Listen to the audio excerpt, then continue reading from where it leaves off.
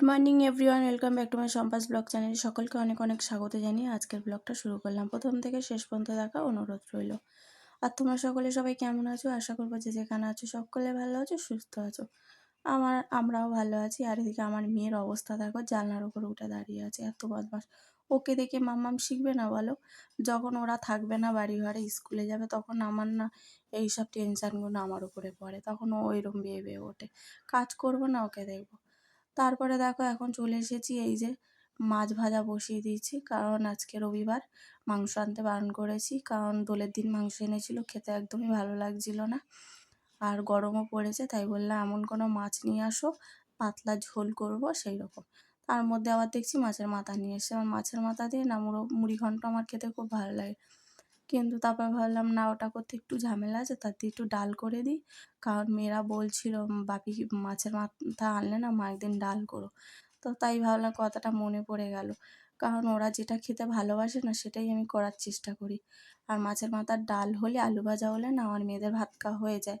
এবার রোজ তো সম্ভব না, আর মাছের মাথা রোজও পাওয়া যায় না। আমাদের মাছ কিন্তু একদিন দুদিন ছাড়া ছাড়াই আনে বরমাসে। আর আমি বলেছি এখন গরম পড়েছে না, রোজ রোজ মাছ আনার দরকার নেই, আমাকে জিজ্ঞেস করে মাছ আনবে। আহ, তাই জন্য বরমাসাই বলেই জিজ্ঞেস করেই গেল মাছ খাবে না মাংস খাবে। আমি বলে দিলাম মাছ নিয়ে আসো, মাংস আনবে না। মেয়েরা বললেও আনার দরকার নেই আজকে, কারণ রবিবার দিনে মাংস অনেকটা নষ্ট হয়েছে। আর আমারও তো গরমে কষ্ট হয় বলে, আগুনের সামনে দাঁড়িয়ে দাঁড়িয়ে রান্না করি, তার উপরে যদি মাংস টাংস এরকম নষ্ট করে, খুব আমার কষ্টও হয়। আর কত মানুষ খেতে পায় না বলো তো বন্ধুরা। আর আমার মেয়েরা যেরকম করে না, খুব রাগ হয়। আমি তাই আমার মেয়েদের বলেছি, আমি যতক্ষণ না ঘরে বললো মাংস আনবে ততক্ষণ আনতে দেবো না বাবাকে। আমি যখন বলবো মাংসটা নিয়ে আসো, এই এতদিন হয়ে গেছে মেয়েরা খায়নি, তখনই নিয়ে আসবে, না তার আগে আনবে না। আর মাছটাও তাই আমাকে জিজ্ঞেস করেই আনতে যাও, নাহলে কী হয় বলো তো বন্ধুরা, হঠাৎ করে বরমাসে সকালে গিয়েই মাছ কিনতে চলে যায়, নিয়ে চলে আসে।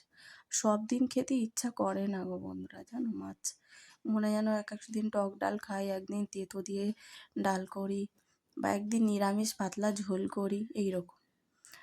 তো তারপরে এই যে দেখো, সবজি কাটাকুটা হয়ে গেছে, আমি কাটিনি, মাই কেটে দিয়েছে। মা যেহেতু আছে, মা কালকে চলে যাবে, আজকে একটু যাবে ঘরটার উনুন একটু পরিষ্কার করে দেবে। কারণ 5-6 দিন হয়ে গেছে তো আমার কাছে আছে, একদিন না থাকলেই ঘর দোরের অবস্থা খারাপ হয়ে যায়। তাই মেয়েকে বললাম নিয়ে গিয়ে ঘরটা পরিষ্কার করে আসবে, আজকে দিনটা থাকো, কালকে চলে যাবে ওখানে। তো এই যে আর মা তার জন্য সব কেটে দিল, আর আমি এদিকে তরকারিটা বসিয়ে দিয়েছি। আজকে একটু তাড়াতাড়ি বসিয়ে দিয়েছি, আর সকালে টিফিনটা না কিছু বানাইনি। তোমার হচ্ছে কি দই আর মুড়ি টুড়ি খাওয়া হয়েছে, তার কারণে তাড়াতাড়ি রান্নাটা বসিয়ে দিয়েছি। আর কেটে দেওয়ার একটা লোক থাকলে দেখবে ঝপাঝপ রান্নাটা বসিয়ে দেওয়া যায়।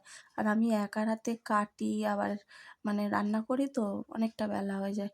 তো মাছ ভাজা যেই কড়াই হয়েছিল সেই কড়াই অনেকটা না তেল ছিল, তো ভাবলাম ওই তেলে না আগে মাছের তরকারিটা বসিয়ে দিই, তারপরে আমি বাকি রান্নাগুলো করবো। আর ওদিকে ভাতটাও বসিয়ে দিয়েছি, মাছের ঝোল ফুটে গেছে। আর এদিকে মাছের মাথাগুলো যেগুলো ভেজেছি ওগুলো আলাদা করে নিলাম। আর এবার মাছগুলো কড়াইয়ে দিয়ে দিচ্ছি, ঝোল ফুটে গেছে। তো কাঁচকলা পটল আলু দিয়ে মাছের ঝোল গরমের সময় খেতে ভালো লাগে, সঙ্গে আরও যদি লেবু হয়। তো লেবু আছে বলেই রান্নাটা করলাম। তো ওদিকে তরকারিটা বসিয়ে দিয়েছি, ভাত বসিয়ে দিয়েছি, এখনও কিন্তু রান্না হয়নি, বাকি আছে। তো তারপর ভাবলাম কটা বাসন আছে সেগুলো মেজে নিই, সকালেরই বাসন টাসনগুলো পড়ে আছে, ওগুলো মেজে নিয়ে আবার যাবো জামা কাপড় মেলতে। তো কাচা কোচা হয়ে গেছে, পড়ে আছে। আর এখন মেললেই তো শুকিয়ে যায়, একটু বেলা হলে কোনো অসুবিধা নেই। তো আগে তো বাসনগুলো মেজে নিই, নাহলে খুব অসুবিধা হয়, এই সিঙ্কের উপরে যদি বাসনগুলো থাকে দেখবে খুব প্রবলেম হয়। তো তার কারণে দেখো বাসনটা মেজে নিলাম, আমার ধোয়া কসলানো হয়ে গেছে। এবার তোমার হচ্ছে ধুয়ে নিচ্ছি। ধুয়ে এই গামলাটা তো জানোই উপর করে রাখি। আর গামলাটা না এত লাল হয়ে গেছে আয়রনে, ওটাকে একদিন হারপিক দিয়ে পরিষ্কার করতে হবে, মাজলেও উঠছে না। তো শুধু ওই নিচটুকুনিই হয়েছে বন্ধুরা, নাহলে পুরো পরিষ্কার গামলাটা। আর দেখতেও তো খুব বাজে লাগে, যারা দেখবে পরিষ্কার পরিচ্ছন্ন তাদের একটু এরকম থাকলে না মনে হয় যেন অস্বস্তি লাগে। তো তারপরে দেখো উচ্ছে আলু কেটে দিয়েছিল মা, সেটা বসিয়ে দিলাম। তরকারিটা হয়ে গেছে, কড়াটা মেজেই তারপর এটা বসিয়ে দিলাম। ওদিকে ভাত ফুটে গেছে, ঢাকনাও খুলে দিয়েছি, ভাতটা একটু হবে, একটু সবে ফুটেছে। আর উচ্ছে আলুটা বসিয়েছি, তারপর বলা একটু তেল আছে জানো তো মাছের, তো ওই তেলটা এর মধ্যে দিয়ে দেবো। তাহলে এক কাজ করি, অল্প একটু বেগুন আছে আর কুমড়ো আছে, মানে অর্ধেক অর্ধেক, সেইটা দিয়ে দিই, নাহলে শুকিয়ে যাচ্ছে। তো এখন কেটে কুটে বসিয়ে দিয়ে উচ্ছে চচ্চড়িটা বসিয়ে দিলাম। এবার জামা কাপড় মেলবো, তার আগে আমার বরমশাই এসে এখানে জামা কাপড় মেলছে। আমি যদি মেলতে পারো, তোমাকে আমি বারণ করছি ঘরে গিয়ে একটু বসে থাকো, সে কথা শোনে না, বলে তুমি একা একা কষ্ট করছো তাই আমি মেলে দিই। আমি যে কষ্ট করার কী আছে, এখানে কি বলো তো, আমি বড় জামা কাপড়গুলো মেলি না, ছোট জিন্সের প্যান্ট মোটা ফোটাগুলো এগুলো মেলি। আর চাদর নাইটি এগুলো তো পাতলা, ওখানে শুকিয়ে যাবে ওইদিকে মেললে। তো সেটাই বরমাসাইকে বলছিলাম, আর দেখো মেলেও দিয়েছে আমার নাইটি টাইটি, এমন করে মেলেছে শুকাবে না, তাই তুলে নিয়ে এইদিকে দিয়েছে। আমি আবার বললাম, তুমি কি রাগ করলে নাকি তুলেছো বলে, মুখটা ওরম করে আছো? বলছে কেন রাগ করবো, আমি মেলতে পারি না, তুই আমাকে বারণ করেছো। তা আমি তোমাকে না, মাকেও বললাম, মাও মানে অন্যগুলো মোটাগুলো দেখালো ওইদিকে মেলে দিয়েছে। আমি বললাম, মা আমিই মেলছি, তুমি মেলো না, আমি ওইদিকে নাইটি দেবো ওইগুলো দেবো, এই করে মেলে দিচ্ছে, আমার কোনো অসুবিধা নেই, এটা বসিয়ে দিয়ে তো করবো। তারপরে দেখো বরমাসি ঘরে এখন গিয়ে টিভি দেখছে, আমার এদিকে ডাল হয়ে গেছে। ওদিকে আমার মামার দরজাটা ধুলো পড়েছিল বলে মুছছে, ওগুলো কিন্তু আমার মেয়ে মোছে, তো দুদিন ধরে মুছছে না, গজগজ করছিলাম তাই আমার মাই মুছে দিল। আর এদিকে দেখো রান্না বান্না কমপ্লিট, দেখে না এক ঝলক। মাছের মাথা দিয়ে ডাল দুভাগে তুলে নিয়েছি, উচ্ছে বেগুন টেগুন দিয়ে একটা চচ্চড়ি মাছের তেল দিয়ে, আর এখানে কাঁচকলা পটল আলু দিয়ে মাছের ঝোল। আর ডাল দিয়ে খাবো বলে পোস্ত দিয়ে আলু ভাজা ভেবেছিলাম, কিন্তু পোস্তর প্যাকেটটা কাছে ছিল না, কোথায় রেখেছি খুঁজেও পাচ্ছিলাম না, তার জন্য এমনি আলু ভেজে নিয়েছি।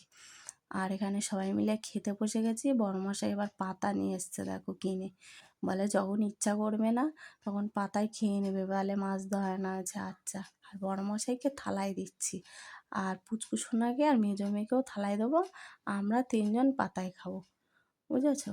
কারণ থালাগুলো চাপা দেওয়া ছিল তো, তার জন্য ওতেই দিয়ে দিলাম।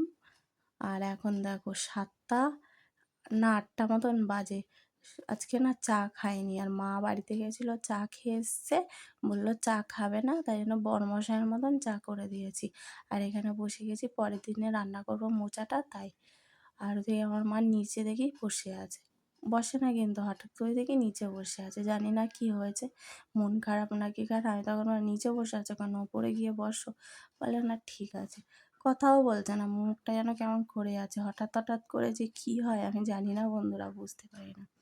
কত জ্বালা, বড় মেয়ে হওয়া বা বড় ছেলে হওয়া কিন্তু অনেক জ্বালা বড় সন্তানদের, জানো। কিসে যে খুশি হবে না হবে আমরা বুঝতেই পারি না, কি হয় হঠাৎ করে। তো তারপরে দেখো এখন মানে ভাত বসাবো, শুধু ভাতই হবে।